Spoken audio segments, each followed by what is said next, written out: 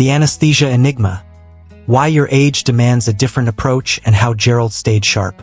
Now, let's unveil the first critical area many overlook, a factor that determines how you even wake up. The anesthesia itself. For Gerald, a 78-year-old facing hip replacement, one conversation about this made all the difference. The moment you go under anesthesia after 70, your brain enters a state most don't talk about, a vulnerability that can lead to days, even weeks, of disorienting fog. But what if you could navigate this with clarity? It's a vital question because the aging brain reacts differently. Medications can linger longer, and the delicate chemistry that keeps us sharp can be more easily unsettled. This isn't just about feeling groggy. It can manifest as post-operative confusion or, more formally, delirium, a temporary state that can involve disorientation, memory lapses, unusual tiredness, emotional swings, or even agitation. It's distressing for both patients and families. Crucially, it doesn't mean something went wrong with the surgery itself, but rather that your brain needs extra time and support to recalibrate. Gerald, at 78, knew this vaguely. He'd had surgeries before, and the recovery felt a bit like wading through mist. This time, facing a routine hip replacement, he felt a familiar unease. But armed with a new resolve, he scheduled a meeting with his anesthesiologist a few days prior to his operation. He didn't just assume his chart told the whole story. "What kind of anesthesia will I be getting?"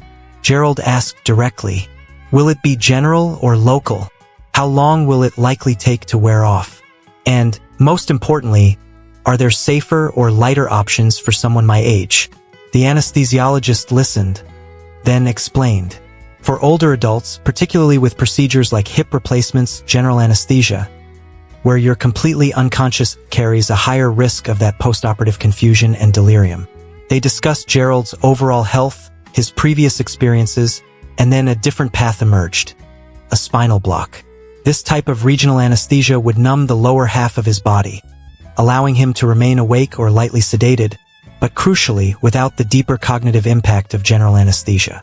The tension was palpable for Gerald. The familiar fear of post-surgical fog versus the hope for a clear-headed recovery. The decision was made. The secret the anesthesiologist shared wasn't a hidden miracle cure, but a tailored approach. The spinal block significantly reduced his personal risk of delirium by avoiding the systemic effects of general anesthetics on his brain. The climax of Gerald's proactive approach? Within an hour after the operation, he was alert, chatting with the nurses and even asking for lunch. "It was night and day compared to my last surgery," he exclaimed, his voice clear. "I felt like myself the whole time." This outcome wasn't just luck. It was a direct result of that protective, not pushy, conversation. Not every surgery offers this specific option. But how will you know unless you ask? And always disclose any past adverse reactions to anesthesia, even if it was decades ago. Your age isn't just a number. It's a critical factor in how your body processes these powerful medications. So, what questions will you ask to safeguard your clarity? Gerald's clear-headed recovery began with a crucial conversation, but the groundwork for such success is often laid even before you think about anesthesia. As Helen, 76, discovered, what you do in the weeks leading up to the operating room can dramatically alter your healing trajectory. The pre-surgery power play. Helen's simple checklist that astonished nurses and minimized her pain. Gerald's clear-headed recovery began with a crucial conversation, but the groundwork for such success is often laid even before you think about anesthesia. As Helen, 76, discovered, what you do in the weeks leading up to the operating room can dramatically alter your healing trajectory. Imagine your body heading into surgery already armed for battle, ready to heal faster than anyone expects. This isn't a fantasy. It's the power of prehab, a proactive approach to optimizing your health before a major medical event. And for Helen, a vibrant 76-year-old preparing for abdominal surgery, it started with a deceptively simple checklist from her doctor. Think it's just for athletes? Think again. Those quiet 2 to 3 weeks leading up to the operation. That's your golden window. Helen embraced this. Her checklist wasn't complicated, but it was comprehensive. First, nutrition. She focused on increasing her protein intake, not by eating massive amounts more, but by eating smarter. Lean meats, eggs, beans, fish, and the occasional protein shake became staples. Why? Because protein is the fundamental building block for tissue repair and a robust immune system, both of which are about to be seriously tested. As we age, we naturally lose muscle mass, and surgery can accelerate this. Shoring up your protein reserves helps counteract that. Next, sleep. So often overlooked, yet so critical. Seniors frequently struggle with light or interrupted sleep, but in the days before surgery, deep, restorative rest becomes paramount. Helen created a regular bedtime routine, turning off screens an hour before, ensuring her room was dark and cool, and staying active during the day to promote a more stable sleep cycle. Your body does its best healing work when it's truly rested. Then movement. Even if you're not a gym regular, gentle, consistent activity makes a world of difference. Helen's prescription? Walking 15 minutes a day and practicing deep breathing exercises. This wasn't about intense training. It was about boosting her circulation, improving her lung capacity, a key factor in preventing post-surgical complications like blood clots or pneumonia, and gently strengthening her body. And finally, hydration. Staying well hydrated, unless your doctor advises otherwise, helps your kidneys process medications, including anesthesia, keeps your tissues healthier, and can even reduce dizziness or nausea after the procedure. Helen made sure her water bottle was always close by. The tension for Helen wasn't a dramatic confrontation, but the quiet, steady discipline of her daily choices against the backdrop of her upcoming surgery. She diligently followed every point on that list. The climax? It unfolded in the days after her surgery. The nurses were audibly impressed. They commented on how quickly she was up and moving, how remarkably stable her vital signs were, and this was a big one, how little pain medication she needed. Helen, with a knowing smile, later said, "I treated it like training, and I think that's what helped me get my feet back under me so quickly." So, what was the one item on Helen's checklist she initially doubted, the one that seemed almost too simple but later swore by? It was the deep breathing exercises. She'd thought, how much can breathing really do? But she found them surprisingly calming, centering, and physically beneficial, improving her lung function in a way she could feel. Small choices, consistently applied, create a powerful cumulative effect. Are you ready to make them? What's one small thing you can add to your pre-surgery preparation? Starting today. Helen's physical preparation gave her a remarkable head start, but there's another crucial inventory to take before surgery. The contents of your medicine cabinet. For Frank, 81, a seemingly harmless supplement nearly turned his shoulder surgery into a crisis. The hidden dangers in your pill bottles. How Frank's just a spice supplement almost sabotaged his surgery. Helen's physical preparation gave her a remarkable head start, but there's another crucial inventory to take before surgery. The contents of your medicine cabinet. For Frank, 81, a seemingly harmless supplement nearly turned his shoulder surgery into a crisis. That daily pill you take for arthritis, or that natural supplement a friend recommended, could it silently jeopardize your surgery? For many over 70, the answer is a shocking, resounding yes. It's a truth that often gets lost in the shuffle of preoperative appointments. We meticulously list our prescriptions, but what about everything else? That's where the danger lurks. Consider Frank. At 81, he was managing his joint inflammation quite well with a daily turmeric supplement. It worked for him, eased the stiffness, and he never gave it a second thought. It was just a spice, right? Before his upcoming shoulder surgery, during a preoperative review, the anesthesiologist was going through the usual questions. Frank listed his prescribed medications. Then, the anesthesiologist asked a crucial, slightly different question. "Mr. Johnson, besides your prescribed medications, are there any vitamins, herbal remedies, or even concentrated food extracts you take regularly, no matter how insignificant they seem?" That question made Frank pause. "Well," he said, almost as an afterthought, "I do take turmeric for my joints." The anesthesiologist's demeanor shifted subtly. They didn't panic, but they became very focused, explaining that turmeric, while beneficial for inflammation, also has blood-thinning properties. For someone about to undergo surgery, that's a red flag, a significant one. The tension in that moment was Frank's innocent habit, something he believed was helping him, suddenly revealed as a potential saboteur for his upcoming procedure, capable of causing serious bleeding complications during or after the operation. The climax of this quiet drama? The turmeric was stopped 2 weeks before Frank's operation. His shoulder surgery went off without a hitch, no unusual bleeding, no frightening surprises on the table. Later, Frank reflected with a shake of his head. I honestly thought it was just a spice, like something out of the kitchen rack. That one conversation, that specific question, may have saved me from a much rougher recovery or worse. Frank's story isn't unique.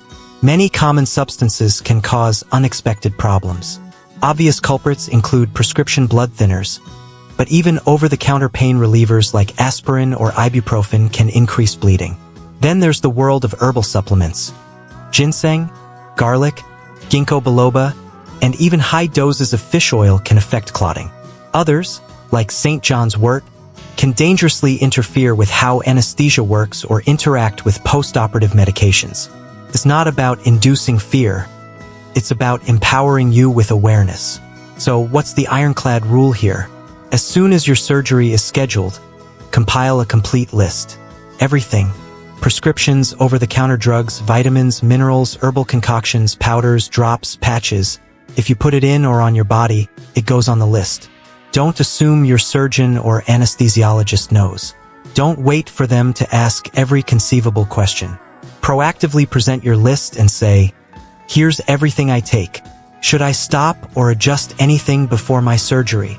Honesty about anything you've started recently, even if a neighbor swore by it or you read about it online, is paramount. Timing is everything. Some medications need to be stopped a week or more before surgery, while others, like certain heart or blood pressure medications, may need to be continued right up until the morning of. Your surgical team needs the full picture to create the safest plan for you. This isn't about ditching your routines forever. It's about a temporary pause for a lifetime of better health. What's on your list that you haven't thought to mention? Frank's diligence about his supplements averted a potential crisis, ensuring his body was ready. But what about the environment you'll recover in and the support you'll need? For Carol, 74 and fiercely independent, the hospital stay and initial return home were unexpectedly challenging. The unspoken truth of post-op life, Carol's reluctant call, and the surprising power of presence.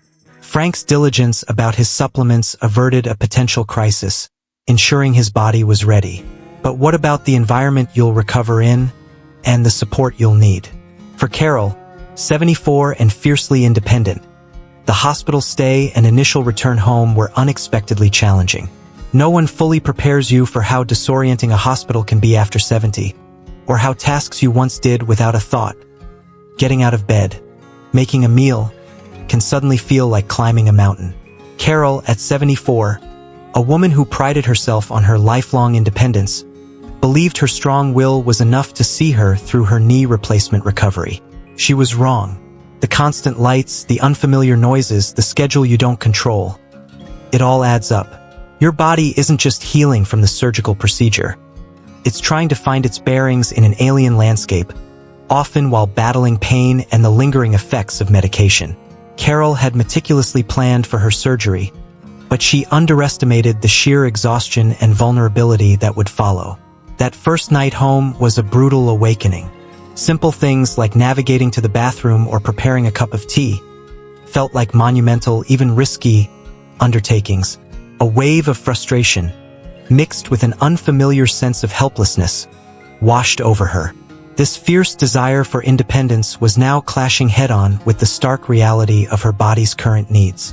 Have you ever felt that way, fiercely independent, yet suddenly sideswiped by vulnerability? After a particularly rough first night alone, wrestling with discomfort and a growing unease, Carol made a call she'd resisted making. She called her daughter. The reluctance in her voice was heavy. Asking for help felt like a surrender of a core part of her identity, the capable, self-reliant woman she'd always been.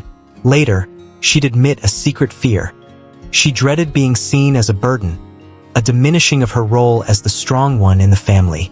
Her daughter arrived the next day and stayed for a few. They didn't do anything extraordinary.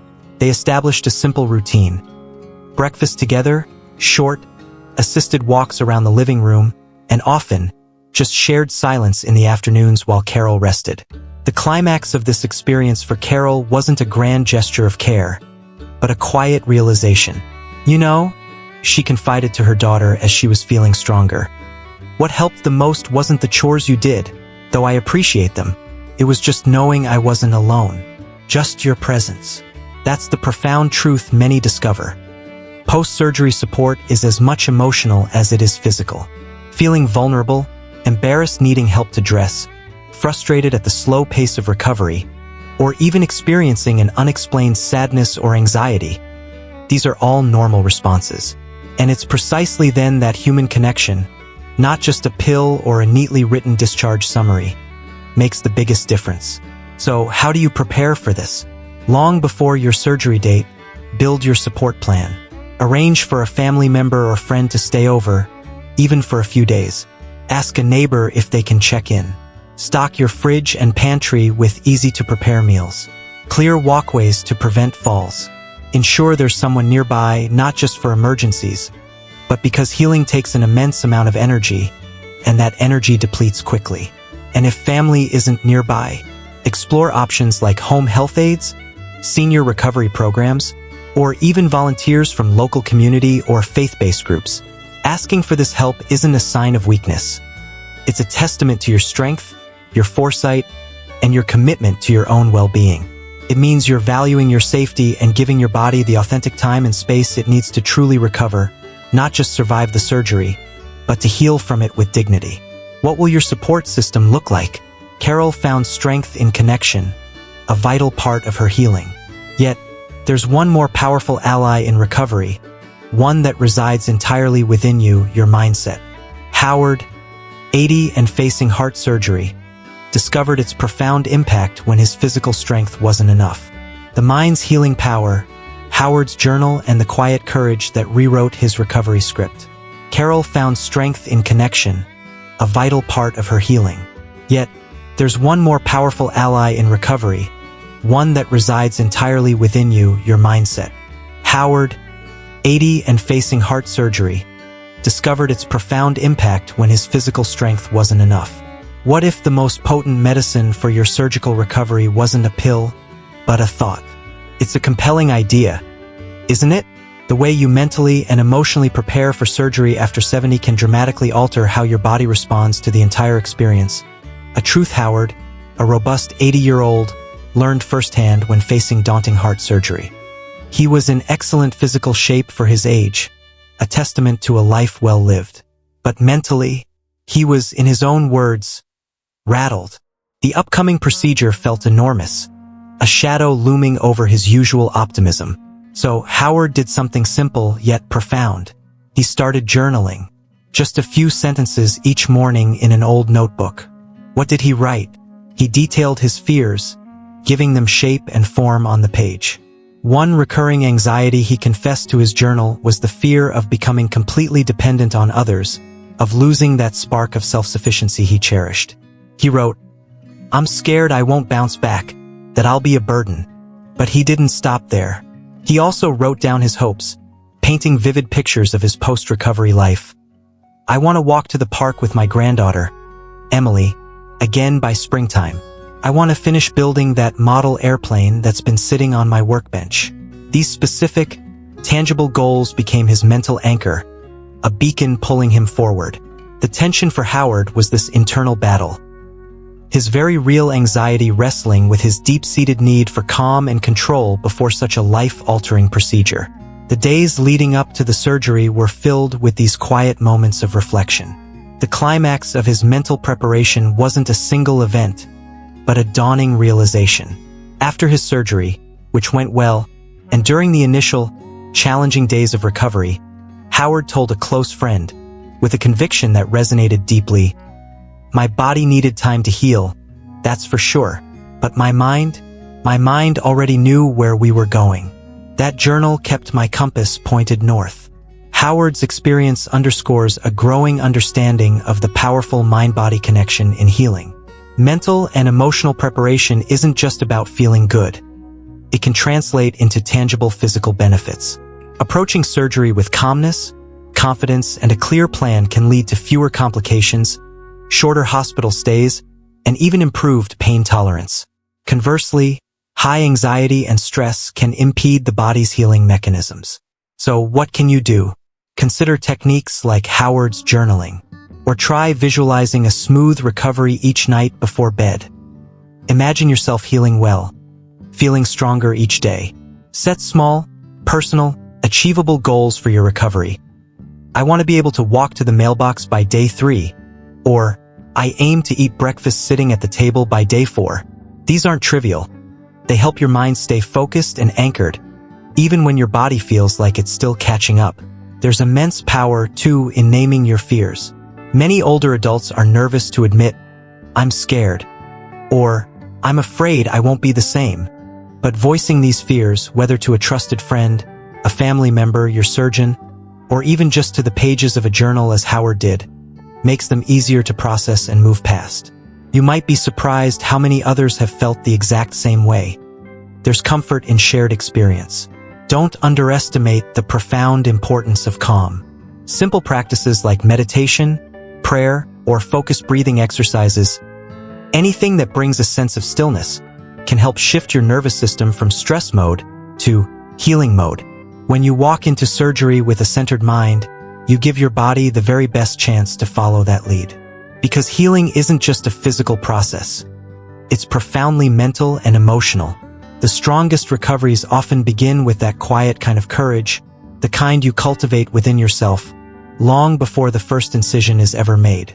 What will your mental preparation involve? Howard's journey, like those of Gerald, Helen, Frank, and Carol, underscores a profound truth. You are not a passive recipient in your surgical journey.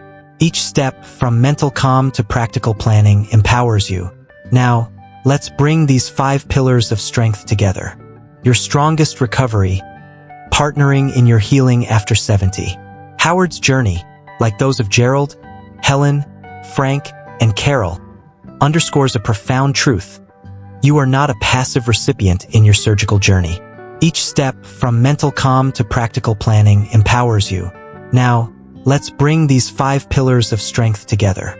Facing surgery after 70 doesn't have to be an experience steeped in overwhelm, fear, or a sense of lost control. In fact, the more you understand about what lies ahead, the more confidently you can step forward.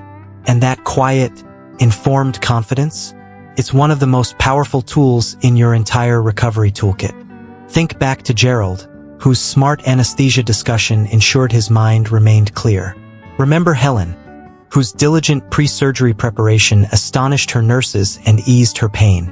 Consider Frank, whose careful medication management, prompted by a crucial question, averted a potential crisis.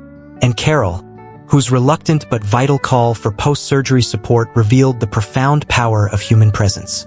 Finally, Howard, whose resilient mindset, nurtured through journaling, literally rewrote his recovery script. Their stories are not just anecdotes. They are testaments to the fact that you are an empowered patient, an active partner in your own healing process.